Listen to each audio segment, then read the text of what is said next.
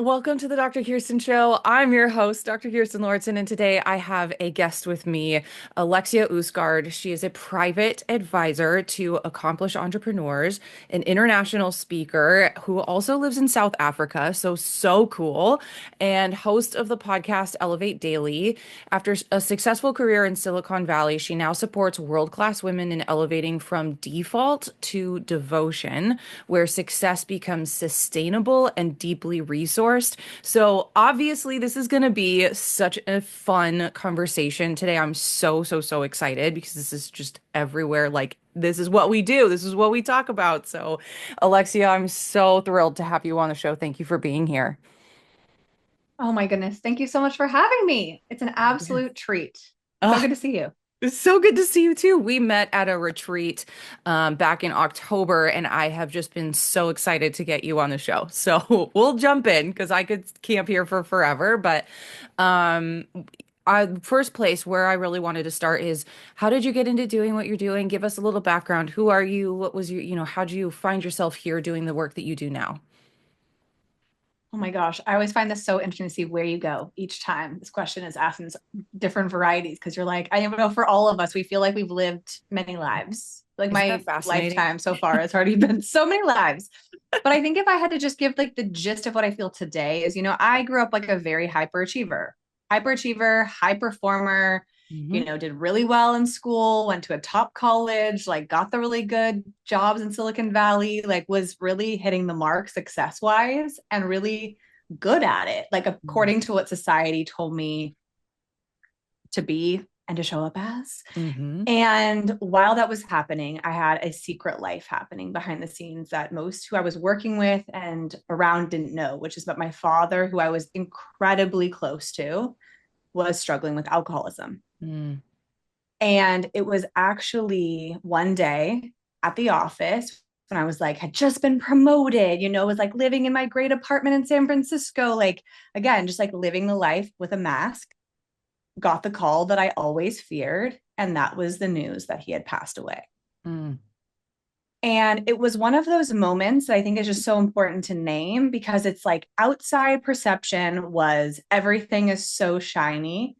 Yet it's like in these moments when life wakes you up so deeply, all I could get from this experience of loss was like I just started being haunted by this awareness of like, what is legacy?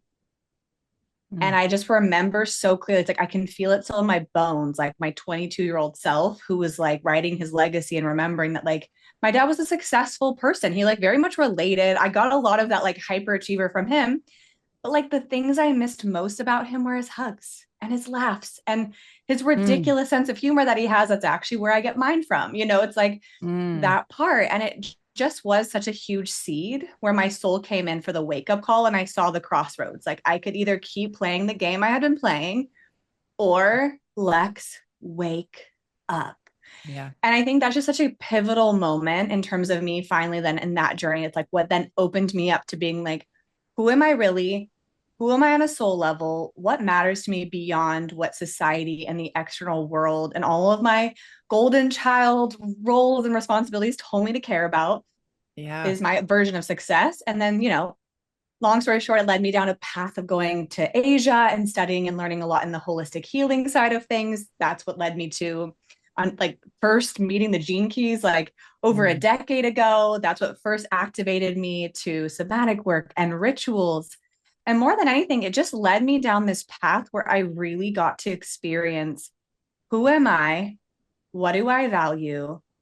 And what are my actual gifts? Hmm.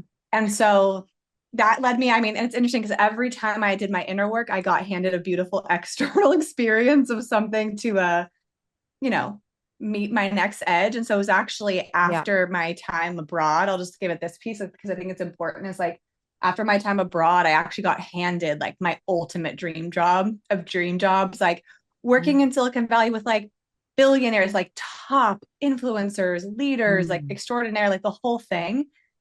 And I went in, and because I think I was just so myself, one, I think that's why I got the opportunity. Two, I think it's why I learned so much and I was able to just like be thrown in and make an impact. And it was also, there was a point even on that journey where I had to go, my soul is guiding me elsewhere. are you going to be willing next to have the courage to follow that knowing versus, again, the shiny external validation? And that's what led me into entrepreneurship and this work I do now, and really choosing to trust my soul and trust what I'm truly here to be devoted to versus what I could easily get caught up in, which was default external success and living a life just feeling worthy based on everyone else's perceptions of me instead of my deep love and care and Mm, perception of myself.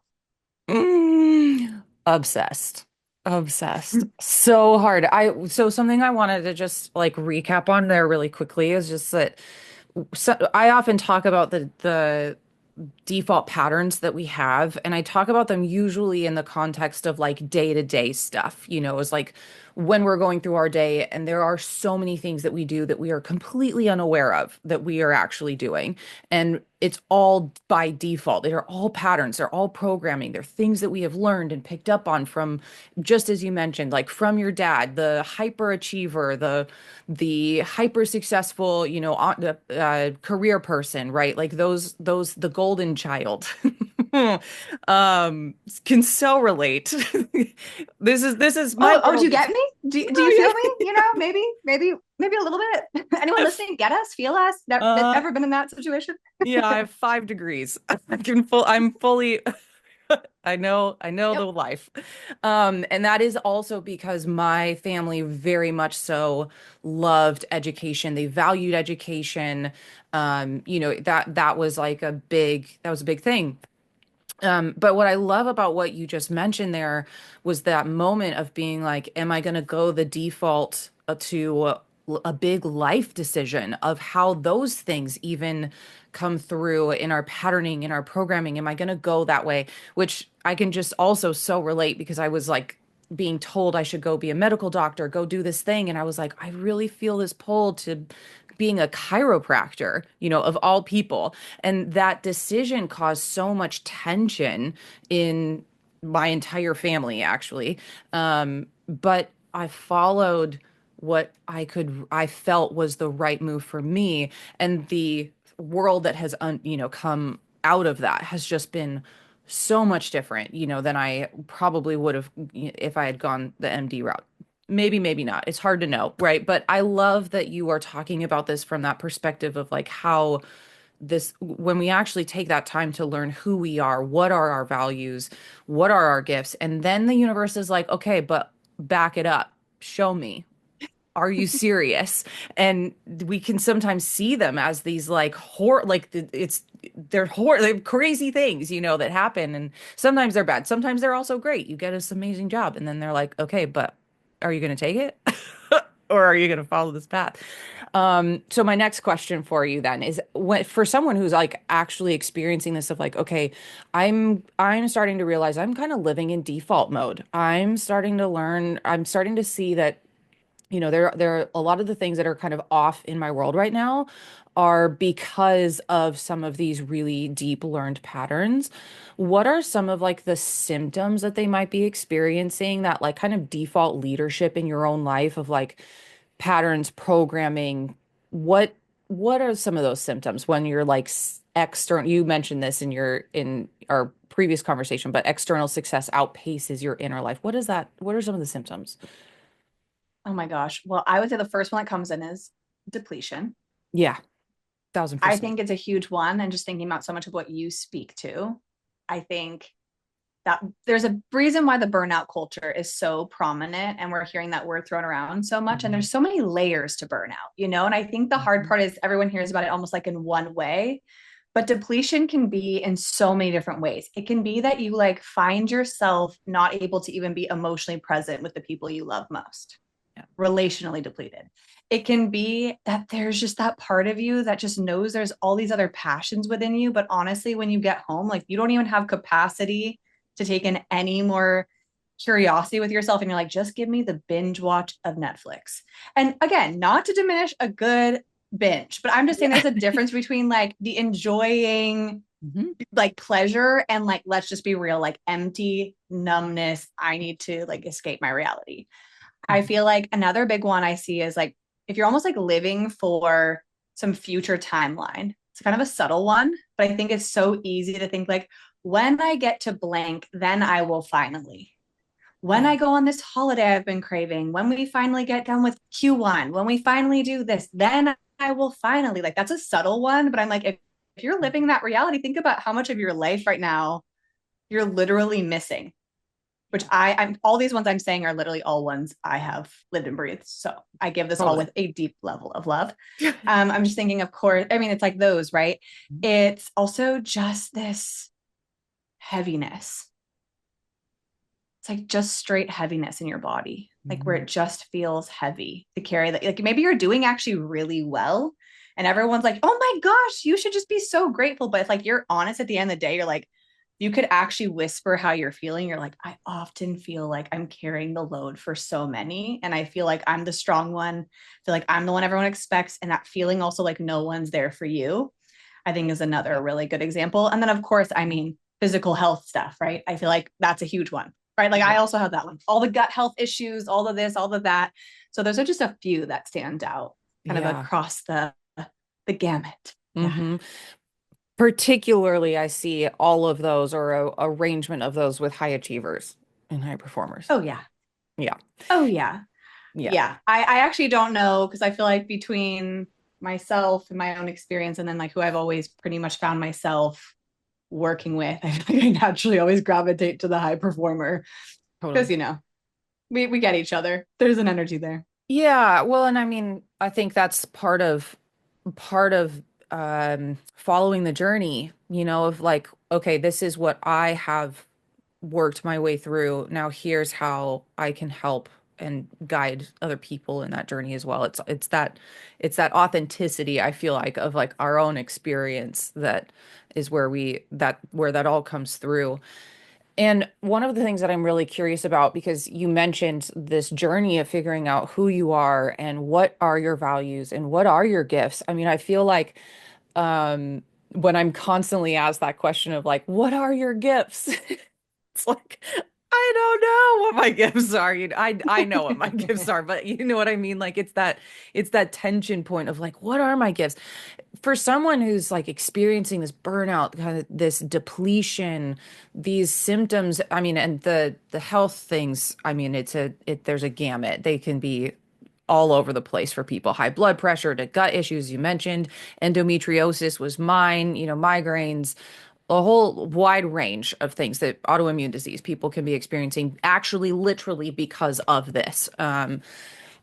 When someone's kind of considering like what steps would I even begin to take as far as figuring out like what's going on and how do I take this from a different perspective, a different step? Because the typical steps are like go to the doctor's office, do all these things. What would some of those first steps kind of be if you're like, what am I going to do here? How do I look at this differently? Okay, I love this question, so you won't be surprised. But also, I'm gonna say just like my kind of unique lens on this Yeah, is yeah. that I found with my own burnout journey, yes, there's a dynamic of when you're just doing too much and there's that energy.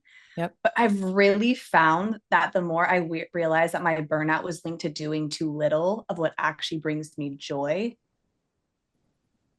was when I finally landed that, that's when I finally watched my health shift, my being shift. And that's why your gifts are so essential. Because I find why our gifts are so hard to claim and to name and to honestly, for most of us to first know Hmm. is because we do them usually with a lot of ease. They're quite natural for us. So we diminish them, right? Especially as high performers, we're used to the like, I had to work my ass off to get really good at this thing, or I had to like we find so much of our worthiness through how much effort, I see for myself, how much effort I put into something equals how much I should just be proud of it, instead Yeah. of like, wait, you're telling me that my gift for communication could be an area that I could double down on, that this thing that in so many ways has been easeful for me since I was literally a little girl who loved to give presentations at my mom's corporate company, that could be the route I would go down. Like, are you kidding me? You know, or like, these other things I'll say. Another key point I just want to name is just context, because I think it's important why people like go through that tension of why, like, because we can almost feel bad that we can't name our gifts. Yeah. The other one is oftentimes our gifts are things that people may have like made fun of us for, Mm. is what I've learned. So I know even for myself, one of my gifts I've discovered, and I'll tell you this tool, the Gene Keys, which is what I would say is the best tool I've found to like really activate this journey, is I learned that one of my core gifts is devotion. It's that commitment energy. And when I think about it, I've always been someone who knows that when I really love something, when I love someone, when I love something, when I'm really into something, I am into it. I mean, even to be Mhm. into the system of Gene Keys, right? It's like a certain level of devotion. And Sure. so, but I remember like growing up, people being like, you're just so deep, Lex. Like, can't you have like a chill conversation? You know, I was the girl at my sorority table asking everyone, like, what's your purpose? What do you really care about? You know, I was Mhm. always the one that wanted to go like 5 layers deep. And so I had to reclaim that part of myself that was like, I don't need to pretend anymore, like that I'm like this chill girl. Like, why do I have this idea that that's better instead of just being like, I really love the depth. I stand for it. I love seeing people in that way. And like, that's just naturally who I am. And now can I leverage that in so many ways in my work, in my relationships, in so many ways I show up. So I think I want to name those two because I think we Yeah. often can be misunderstood, you know, as one aspect. And also it's like, are you kidding? This thing that I do easily, like that could really be my gift. Are you kidding me? It'd be Mhm. that relaxed for me. Mhm. And so I find like the thing that just really helped me. I'm here for everyone going on their journey and finding whatever is of highest service for them. I'm not into dogma or like this is the only way you can find. But I will say I have been someone who investigates all the things and loves checking out all the different systems. And for me, the system that deeply just shifted so much for me that I kept finding myself just lovingly coming back to over the years. And now it's been like a decade that I've gone through them myself, been trained into the whole thing, is the Gene Keys. Mhm. And what I Mhm. love is it gives you a map of your soul and an understanding of who did you come here to be? Yeah. So, what are your most authentic natural gifts? Because I think we look at most of burnout too, and a lot of it's linked to stress, is what people will talk about. It's like chronic stress. And I think what Yep. I see as the antidote to stress is authenticity. Mhm. And so it's like, as you know your gifts, as you connect to who you are on an authentic level, so much gets to like your energy starts to flow differently. Your creativity comes back. You have so much more capacity and space to actually be present and to actually find the joy in the journey again. Mhm. Yeah. Mhm. Oh my goodness, there's so many things there that I could go with because it's so true. And I find it so interesting as well because where like at least like this journey started for me, it started around health because I had a problem that I wanted to fix, like the burnout, the endometriosis, like all of those things. But what the journey led me to was so much more of this deeper understanding of who I am because that's most of the time, that's what's going to actually move the needle the most when it comes to health issues. But it can show up in so many different ways, just as you mentioned. I love what you said. Let's do like a mini intro to Gene Keys really quickly before we get too deep into that, because there might be some people who've heard of human design, who've heard of some of the things, but Gene Keys might be a new word for them because I don't think that I've talked about those at all on this podcast or in this show. Yep. So if you Happy wouldn't to. mind, give us a little intro to what Gene Keys are, and then I'll keep going because I loved what you just said. Oh, no, great. So I think since you named human design as something you have spoken about before, so there'd Yeah. be an awareness of human design. So the founder of Gene Keys, Richard Rudd, he actually studied directly with the creator of human design. And so he went deep in that system and then saw that there was this whole other layer that could be revealed. And so I have a lot of reverence for both systems. I would say how I look at it is human design feels like it gives you an operating system. You're like, okay, this is how I make decisions. This is my authority. There's like some of those key pieces. And then what I find with the Gene Keys is it feels like quite a feminine system and that it just takes you to the depths and especially linked to communication. Mm. So I feel like it gives you language to describe who you truly are, to really name what are your shadows, So, what are really the blind spots and the saboteur patterns you're going to play out that could deeply sabotage your success, your love life, your wealth creation, the whole thing? What are your gifts? So, what did you come here to naturally exude and to embody and to be also a walking permission slip for people in your life as? And then the third part is it gives you what's called a city. Like it's a not, it's not city as in city, it's city as in siddhi. I just say it because always people are like, I thought you kept saying city, like, you know, New York. And your city is basically like if you just weren't conditioned at all, if Yeah. you had never been conditioned or told to be the golden child, what would be the natural frequency you would emit in truth? And so it gives you this deep language to describe yourself, and it also honors different areas of your life. So everything from like your core wound in relationship to your brand magnetism to your money Hmm. dynamics to meaning and magnetism. Like it goes through the whole gamut. And so that's an overview of the gene keys. I love it. And actually, so to tie it into what you had even just said, right? Because I love this stuff. Maybe the devotion piece might be something you and I share. So we just I go would not be into it. surprised. I would not be surprised. When I'm interested, here we go.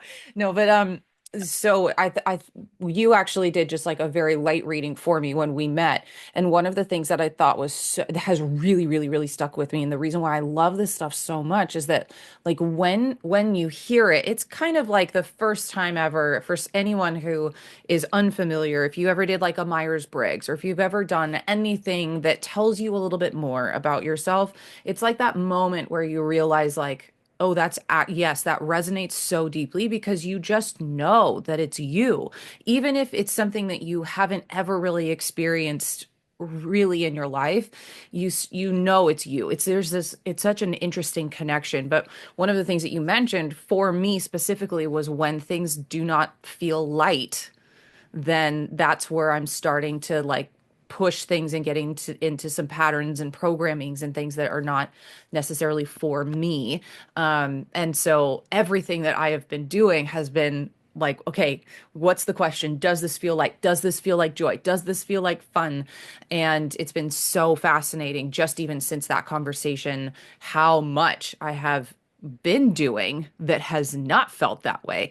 And this is exactly it. And this is why I'm so excited to have this conversation. And I know it's going to resonate with so many people, is because, like, when you go into some of these much deeper layers of who you are and why you are the way that you are, the questions that you start asking start shifting and changing. And then it just becomes that as at first it's a little bit tricky because you're like, okay, but then what? Like, now what do I do?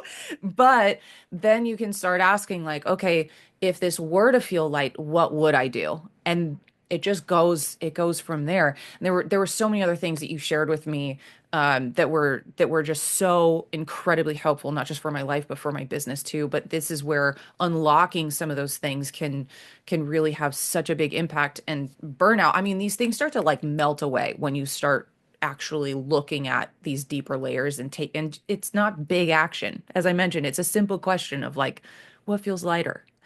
I love that so much. I live for the simplicity. Everyone Yeah. wants to diminish simplicity, but that's why, like, my gift, I've heard many people tell me is like, you take this very deep and very full on system and you make it so simple in the sense of because it's so specific to you, right? If I gave you a question that was someone else's blueprint, it wouldn't land. Mm-mm. But being able to look at your blueprint and go, Yeah. okay, like I can go so straight. It's like I get to go straight to the deep source. Yeah. And then we get to find what is that simple discernment filter, that refined question that could literally elevate everything. Like I'm there for the spider web effect. Let's make the one part, and then it just like makes everything else naturally elevate with it. Hmm. And so I love this so much. I remember I can Yeah. distinctly flash back to that moment. I'm like, I know the shadow of desire, the Yep. city of rapture. I know Hmm. exactly where your Hmm. vibes are, and I can feel it. And I love that it's And shifted that for you. Yeah, and it's so interesting too, because one of the things that you also mentioned, which is absolutely accurate, which is that like I want the timeline to happen in my own timeline and not to trust the universe's timeline. And I even just had a conversation the other day on this podcast we were talking about money, and the same thing came up of like and this is it's so fascinating too, because it also happens in health, it happens in all these different areas of just wanting it to happen in your own timeline for me specifically, for my own world. That is a tension point that is really hard. And it's also, as you informed me as well, it's also where I guide people through is holding that container, holding that journey of what it's going to look like of when you're doing a lot of things to get better and to get the results that you want. And then also how we learn, literally, I'm using this very specifically, how we learn through that time of in the universe's timing, in God's timing, however you want to describe it. But anyway, this is the, I would say, the magic. It's the brilliance of just going to these deeper layers, because oh, and I wanted to share with you too really quickly, because Kate, someone that we know in that we both know, uh, I've been working with her on some business coaching, and one of the things that she brought out again was, hey, you need to be working with high performers. Like you need to be working around health and high performance. And I had drifted away from that in the whole motherhood conversation, as like, both of us are pregnant at this time. This is like also too where I feel like Gene Keys, where all of these, when you start ritual, somatic awareness, all of these things that we're talking about here, when you have someone mirror back to you, hey, this is like where life has kind of brought you to. Also, this is your unique genius spot. Like this is your gift, to have that kind of like mirrored back to you, and also be aware enough to know like you're right. That is absolutely, that's true. It comes easier. It does. Like all the content, all of the things, they're just easier. These conversations started popping up, and I was like, I get it. I get it. That's it. I'm listening. I love this because for many reasons, but I think one of the biggest ones is we can be so hard on ourselves because we think, oh, I should have like heard the message one time Hmm. and then I should have just known. Hmm. Yeah, it's all in our divine timing. It's when we're meant to receive the next insight, Yeah. it comes to us and it comes in like very specific people and beautiful circumstances that happen. And I just love this for you because I can see it first and foremost, how much this plays out. Hmm. And like I shared, what something that I think always really made me love the Gene Keys is it's not a system that tries to just puts like in one little box of understanding. It really allows for nuance, which is something I care about. Yeah. But another big piece is like communication is the difference I find between Mm. living from a place of overwhelm and exhaustion and stress. Cause like people, as much as people like don't want to talk about it, usually what causes a lot of us stress is not being able to describe our inner world on the outside. Yep. First and foremost to ourselves, then you add all of our relationships we're all in, you know, Yes. and then you add like if you're a parent, you add if you've got clients, like everything is really deeply rooted in communication. Hmm. And so it's kind of the foundation for pretty much everything. And so when like for you, that question of like lightness or honoring your divine timing, it can seem quite simple, but it's like that's the thing that otherwise was like running the show of your life was this constant, shadow of desire and dynamic.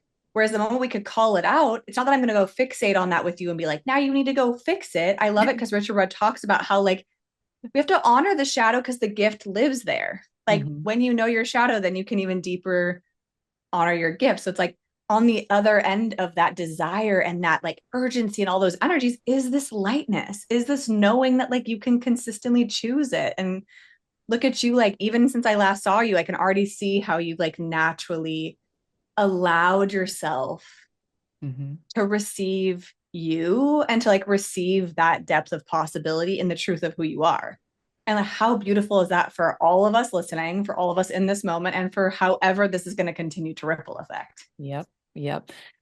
I'm like literally, I was so excited to have this conversation with you too, because I was like, this is the power of it. This is how important to me, like this work is, you know. And when you get to also put that in tandem with like what I do, which is a lot of like neuro-linguistic programming, where you come up front with these things and then you're like, okay, but like how do I actually make some of those shifts and changes in real life? I was just thinking the other day how much I actually kind of miss the big coaching containers that I was in, because I would get to show up, every week, every other week with like, okay, here's what's happening in my life. And then we would get down to the root of it and be like, okay, here's what needs to shift. And we would do that, work. And I haven't been in that type of container in a little bit, and I miss it, because it's such a cool way to get to experience life and to get to work with what's actually happening. And when you're doing it on your own, you can do it on your own, but it's it's nice to get to do it with somebody. And that I think is also a benefit of working with, again, someone like you as well, is because you get to have that someone mirroring back to you, someone working with you who's like, okay, here's what I'm seeing. Let me hear what's landing for you. And then, let's see how we actually build this into our life. And that's where I want to take this really quickly with you, because I know one of the things that you do really well is you don't just like present the thing and then you're like, okay, see you later. You're actually really good with the Bye. integration. Yeah. Yeah. Yeah. Which there's nothing wrong with that. Like I've had many readings, I've done many things, and it's just, kind of been the thing. And then, here you go, you're on your own. But I know one of the things that you do really well is talking about the integration. How do we actually start bringing this into real life? And one of the things that I was so inspired by you was the way that you integrate ritual.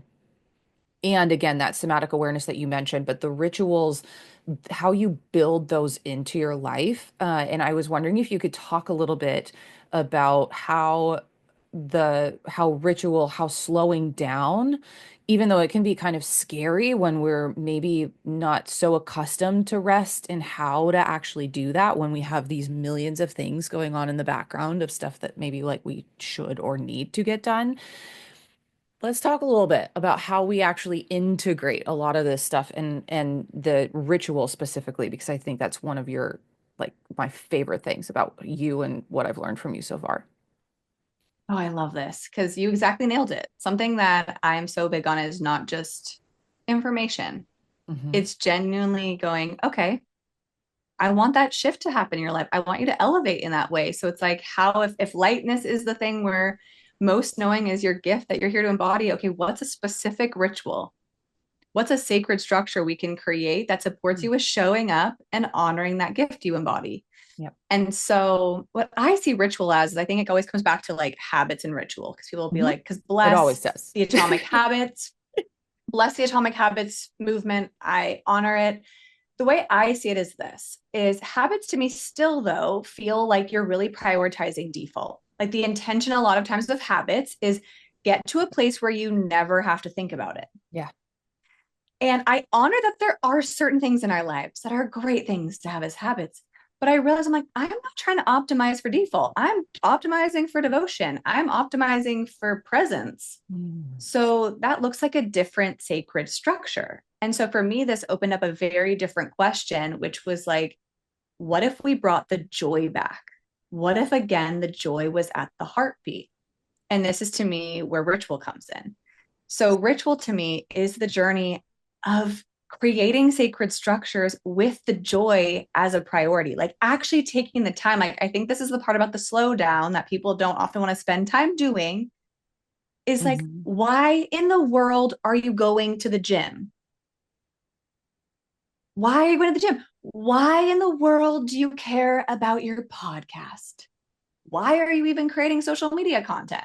Hmm. It's like I come back and I go into those questions because I'm like, oftentimes we just start doing stuff because someone said, oh, you should do this. This is good for your health. But I'm like, if you take that extra moment to really name why it matters to you, and then you add a dose of joy to it, then I have found over and over again on my journey, and I've seen it over and over again with my clients that they actually show up to do the things consistently without feeling like they're efforting their way to do the damn thing. They Yep. feel like it's just who they are. Hmm. They just naturally are like, I'm here for it. So I know for me, because I brought the gym example in, like I literally got the fittest I'd ever been in my life. And I think it's been the best foundation I created pre-pregnancy, but Yeah. now my Oh, pregnancy yes. through strength training. And Hmm. a lot of it was setting up ritual around going to the gym. I knew why I wanted to go. I was like, I want to be like, I just had so much clarity. My husband and I have a really silly ritual that we do together. We're on the drive to the gym. We get to switch back. Who gets to put on like our pep up song for the ride? Right? Love Like that. that seems so quote silly. Oh, whatever. But it's like that thing like makes it a joyful thing to get in the car to like do the thing. I've Mhm. seen it with parents and bedtime, since that's such a big story for so many parents, is like the dynamic and stress around bedtime, like creating a ritual there where the whole family's invested and everyone feels part of it. It's like turning those things that could otherwise be either default dynamics or moments that actually hold a lot of stress, but actually in your core matter to you. Yep. How do you make those be spaces and experiences that you show up for? And you don't just show up for them half there, you show up there in joy, in appreciation, in the full savoring of your life. Yeah. I find that so helpful too. You gave such good examples there of like the gym and of parenting and bedtime routines. I can totally resonate with that right now with a 2-year old.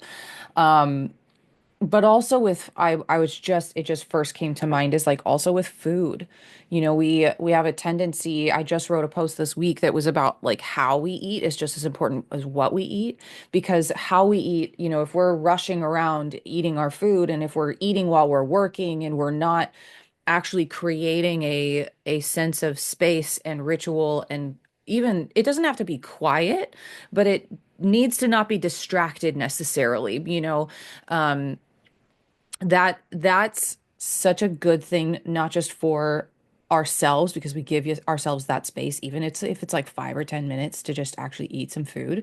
I think people hear that and they're like, oh my gosh, I do not have 30 minutes to an hour to like eat my meal. And I'm like, it doesn't have to be super long. It just needs to be a couple of minutes to like make sure you're chewing your food, make sure you're actually like paying attention to what you're doing in the moment, which is eating food. And then allowing yourself to then move on. But also I hear so many times people are like, I've lost the joy for cooking. I've lost the joy for, I just want to get the frozen meal. I just want to like do the thing that takes the effort off of my plate. And something that I consistently come back to with people is that meal times, prep times, they like, let's figure out how to make that shift from it having to be something that's a chore and something that you have to do to something that can actually bring a lot of joy into it. Because the actual process, I teach this inside of my full body reset, but one of the things that is really important for the digestive system is the process of actually cooking, of like chopping up the bell peppers, the smells, the like actual act of cooking, doing cooking.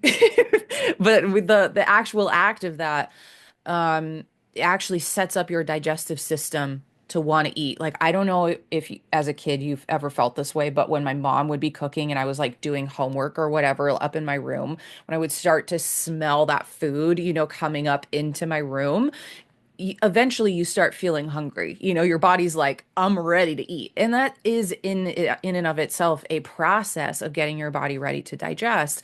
And anyway, I don't want to camp here for too long, but I just really resonated with what you said there, because optimizing for joy in the day-to-day things that are things that we do need to do for ourselves, we can return a lot more joy versus it being a habit and default and just like, I got to go do these things because these are the things that actually lead to what gets me results, and the life I want to live. Where can we bring more presence into it? And I'm obsessed. I love that so much.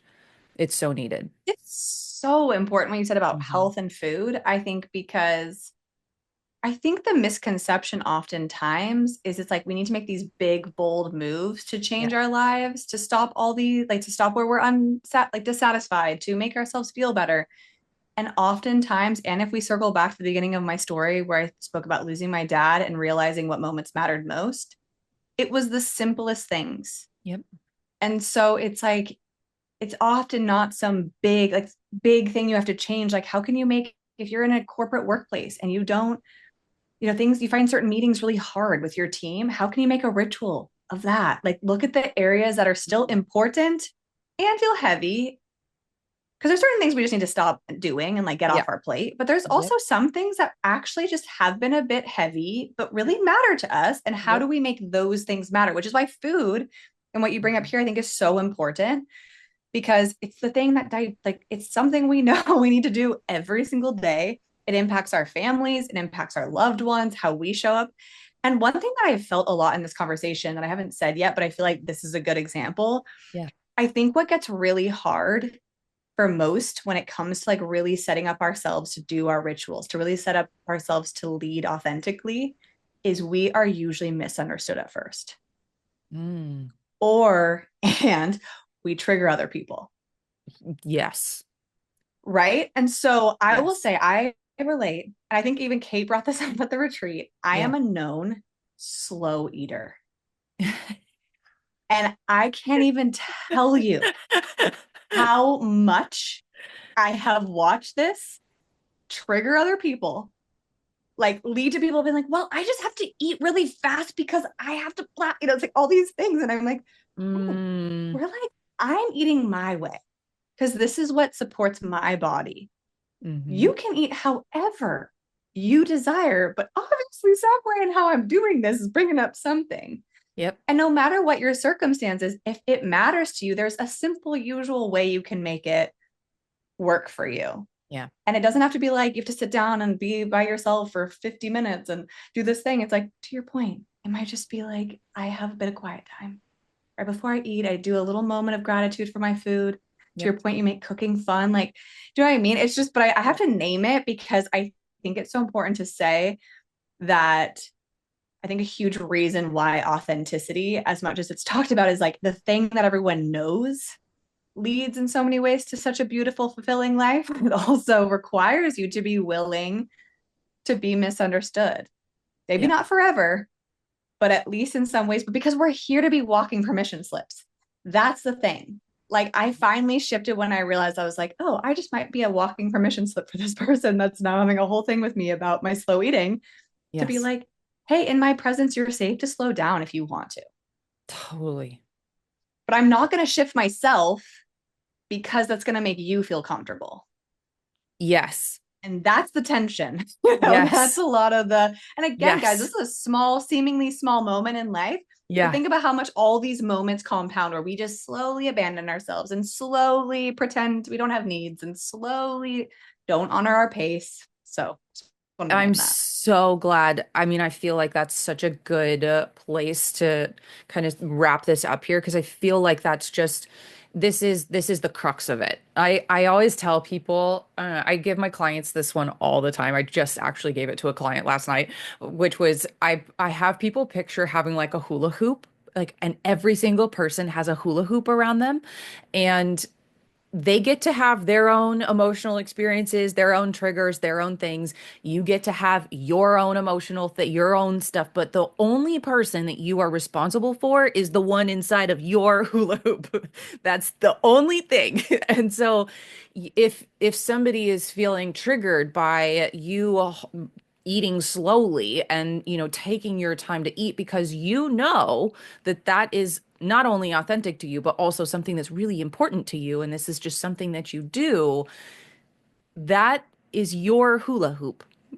So that's it. Like, you're in charge of that space. If you're starting to adjust yourself to other people, now we're starting to mix those boundaries. And as many people know here as well, that's where like the leaky gut, the boundaries that are not being held within our body can be contributed by these patterns that are you may not even be aware of like what you're like, what you're doing. Like, oh, I'll just hurry up and eat and then we'll just be on our way. Well, if you need to eat, like, then eat in the pace that is important for you. And I did want to say too, like, I recognize we're having a conversation here of two people who have been at this for quite a long time. So like we have spent quite a few years being very intentional about learning these things and following the steps. So I don't necessarily mean to say for someone who's like that feeling of like the joy of cooking could be very overwhelming to even think about the steps of how to get there. But I hope by this conversation that it brings out that there is a possibility, that there is a journey to getting to that point, and determining what those kind of first steps are could literally be something as simple as some you mentioned. It's just maybe a couple of minutes. We just add a couple of minutes on. We make it super simple. We just say, okay, I'm just going to take a couple deep breaths here. I'm just going to just find some gratitude. And we just do some simple steps to start taking action in that way. Another thing that you mentioned as well that I loved and that I actually used in my practice a lot when I was a chiropractor is in between appointments, you have to wash your hands.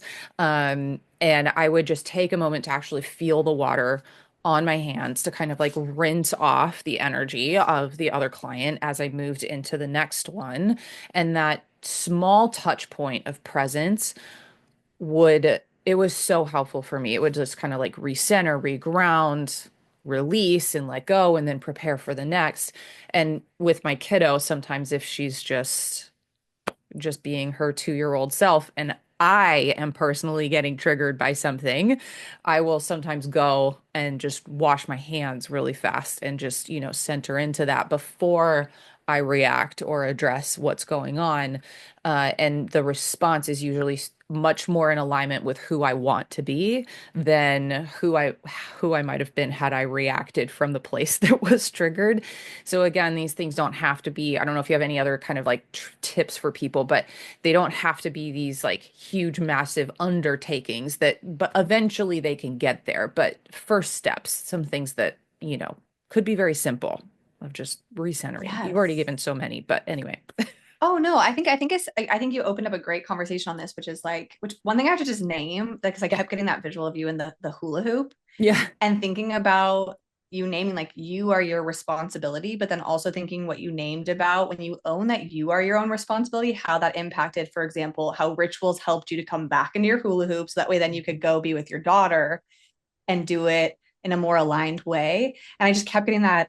I remember it shifted for me so much when I realized responsibility, you could look at it as like responsibility, like your ability to respond. Yes. And I Yep. think rituals are just such a great structure you put in place so you will be able to honor yourself in your hula hoop. Because I definitely operate from a Yes. lens of like, I'm not planning out my life thinking everything's just going to go exactly how I want it to. I'm It expecting won't. for life to life.